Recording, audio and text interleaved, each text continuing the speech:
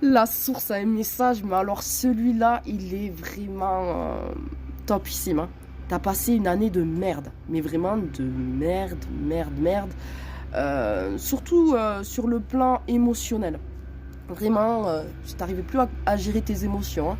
Tout sortait, c'était très difficile pour toi de te contenir et tu n'as pas essayé de te contenir. Au contraire, tu as tout lâché, mais les gens n'avaient pas du tout l'habitude de te voir comme ça. Ça les a un peu choqués parce que d'habitude, tu es quelqu'un qui prend sur soi, qui va pas montrer ses problèmes, qui est plutôt à l'écoute des autres, mais là, tu en avais assez. T'en avais assez, t'en avais marre d'être à l'écoute des autres et t'avais besoin de tout lâcher. On peut le voir hein, avec la carte du chakra du cœur. Hein. Ça pesait lourd, c'était trop. Il y avait trop d'émotions que tu contenais depuis des années, des années, des années.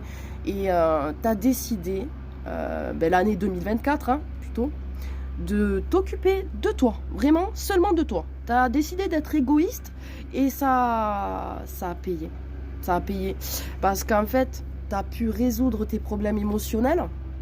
D'accord? Tu as travaillé aussi sur l'ancrage. D'accord? Même s'il y a encore, tu le sais, il y a encore un peu de chemin sur l'ancrage, mais tu as quand même t'as fortement travaillé dessus. Donc, tu as résolu ton chakra du cœur, le premier chakra. Il faut savoir que l'ancrage, c'est vraiment le chakra de la survie. D'accord? Et en fait, c'était lié, quoi. C'était les problèmes émotionnels, peut-être même sentimentaux, qui impactaient ton chakra de la survie, l'ancrage. Et t'as compris qu'il fallait faire absolument quelque chose. Surtout qu'en fait, c'est quelque chose qui se perpétuait au sein de ta famille, au sein de ta lignée familiale. C'était un problème qui revenait énormément au sein de ta famille. Ce qui est sûr, c'est que tu es le premier à savoir comment maintenant gérer ses émotions, comment s'apporter de l'amour. Tu es le premier à avoir fait ça dans ta lignée familiale. Ça y est.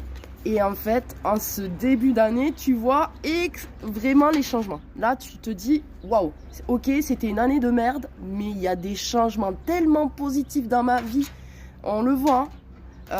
Écoute, je tire la carte réussite et derrière il y avait tristesse. Ça veut dire quoi? Ça veut dire que en fait, ouais, ok, l'année a été difficile, t'as été triste, t'as fait que pleurer, ouais, l'année 2024 horrible, mais il y a une réussite derrière et tu la ressens là en ce début d'année 2025.